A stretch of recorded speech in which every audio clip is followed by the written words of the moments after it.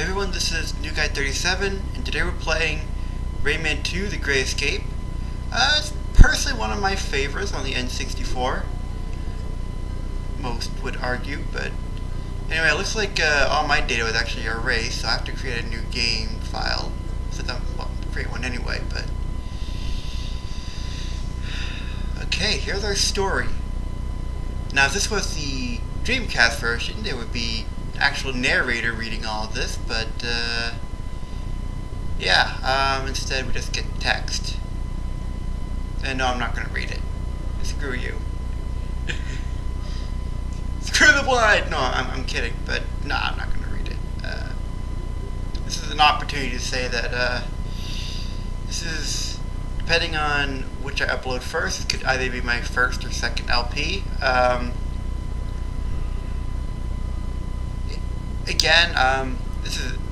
I love this game. I love the art style. I love the gameplay. I love the music, especially in the N64 version. I've played the PS1 version, and the music is more orchestral, but I definitely like the more mechanical sounds of the N64 version.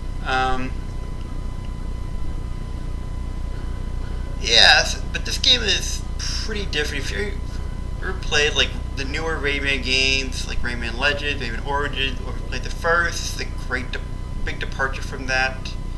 It is the first game that introduces Glowbox and the Teensies, as well as a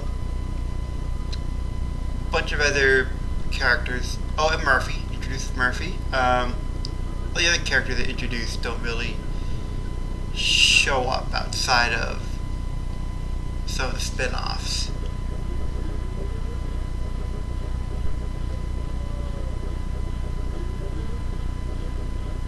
Oh man. We have fully animated cutscenes, which when this game came out was kind of rare for N64. And anyone who's ever played, Shadows of the Empire would know where I'm coming from. God, those were terrible cutscenes. So there's Glowbox, and the guy next to him is Rayman.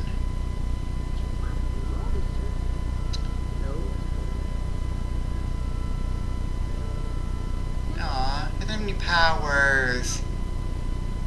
Somehow.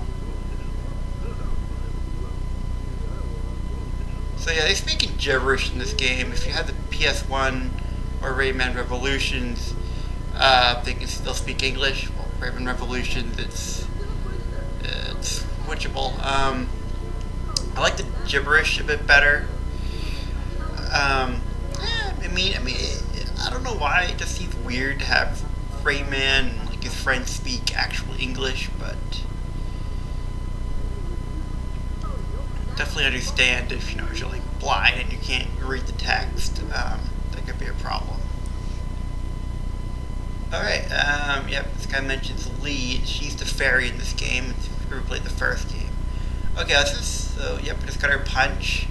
And now we're going down the chute. Fortunately, I believe you can only do this when you start, right when you start the game. You can't go back to this at any other point. And what we were collecting right there, red looms, as corrected in the newer games, red looms, they restore health, which is pretty much pointless at this point in the game, because there aren't any enemies at the start, I don't think. I know, this is all post-commentary, by the way, so that's why my memory might be a little weird. I can't remember what I've just played yet, but so this is the Woods of Light. Oh, here's Murphy. He's not voiced by Billy West in this game, but yeah, it's just Murphy. He's actually not in the PS1 or Rayman Revolutions. He is instead replaced by Lee, and in the PS1 version, he'd actually one of the creatures you'll find in cages, which we'll see in a little while. But yeah, in this game he will come by and give you tips. That's pretty much it. Everyone tells you how to jump and punch things. Yep, they're their first cage. Now the cages will give you yellow loons, and yeah, this guy's explaining it.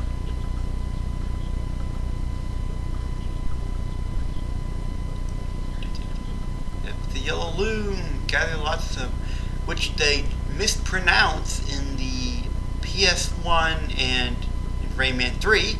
They pronounce it as lums, but that's because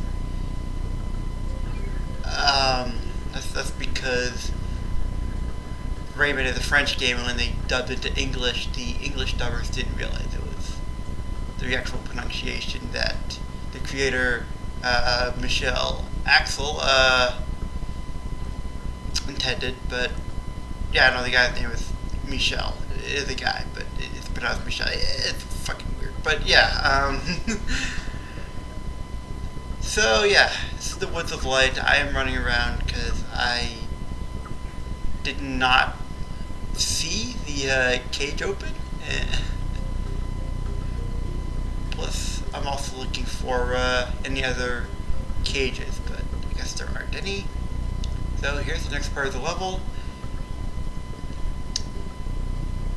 Yep, there's camera controls, and if you recognize this guy is Bizit / Mosquito. Actually, no, it's Bizit because Mosquito has different colors. But yeah, he's from the first Rayman game, and he's also in Rayman Origins and Rayman Legends. And he actually has, I believe in Revolution, he had an actual 3D, fully 3D model, and he actually has like some kind of role in the game, like he moves into different parts, to the different maps, but or something. I actually don't know. I've never played Rayman Revolution. Okay, yep. So this is about the helicopter. And there's the Glowbox kids. They actually look like Glowbox in this game, as opposed to, you know, the Rabbids game where they look like freaky green dinosaur things. Oh, they're crying. They're so sad. This actually made me cry the first time I played this game. I was like, I just thought it was so sad to see them cry, and they make their little crying noise. Thankfully,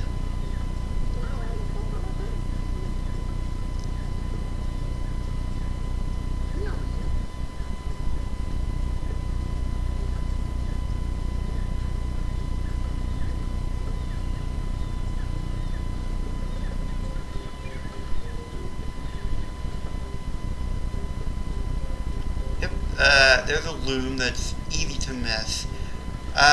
Actually, in this level, you can't miss any of the looms. I mean, you can't, and you'll see why in a little while. But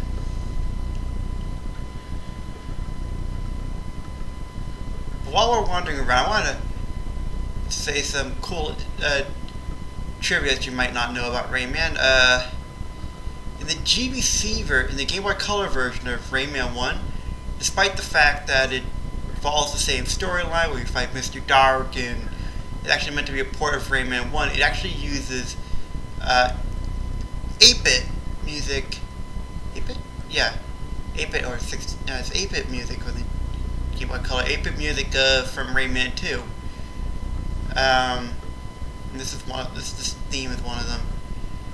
Kind of weird, but also kind of cool at the same time. Yeah, and fortunately, I definitely like the Game Boy Color port of Rayman 1 better than Rayman 2. Rayman 2, the levels were kind of just random. Didn't really follow the story of Rayman 2 like at all. Like, there were no bosses. You just randomly collected masks and stuff. it was just a hodgepodge of stuff. Okay, so here's our last one. And this move that Murphy just explained to us, this appears actually in Rayman 3 as well. And you hop between the walls with your hands and feet. It's not present for some reason in the PS1 version. Instead, all those jumps are replaced by grabs. Oh, and here's our second cage. And this is the debut of the Teensies, and as well as the Grand Minimus. The Grand Minimus is actually all four of these Teensies.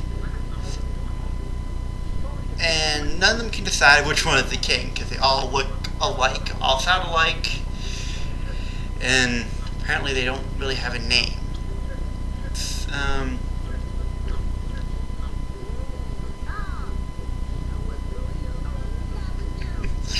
funny as heck.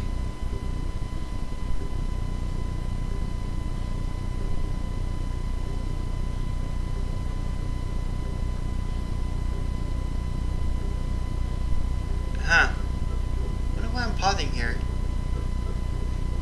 I probably didn't realize how to make the text move.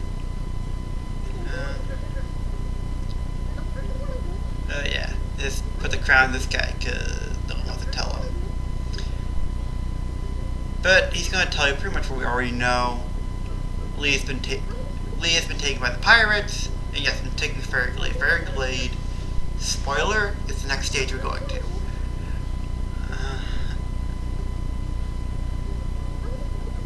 Yep, the Hollow Doors. That's this game's version of the map from, like in Rayman 1, it was a map of the valley. Rayman Origins, it was a map of the islands. Wasn't a map in Rayman Legends. And yes, and in the Dreamcast version, you have the Isle of Doors. There's our portal. And in Rayman Revolution, you have 3D hubs. You have a bunch of, three different, I think, 3D hubs. And yep, we save our game. It's not auto save. You have to. You can only save after you exit the level, either by finishing it or going through the portal at the start of the level. And this is Murphy explaining the Hall of Doors. Yada yada yada. Also, a neat thing about the Hall of Doors is that in each portal there'll usually be some kind of hologram that has something to do with the level. The funny thing about the Hall of Doors is that, you know, in the PS1 version, despite it being a graphically superior game, the graphics quality are really bad. Like they use like, I think they use like 16-bit sprites for the pools, but the sprites are really low quality. Yeah, they actually use like, I mean, they use sprites in this game too, but you can tell in the PS1 version that they are sprites, and it looks like crap. I'm saving again.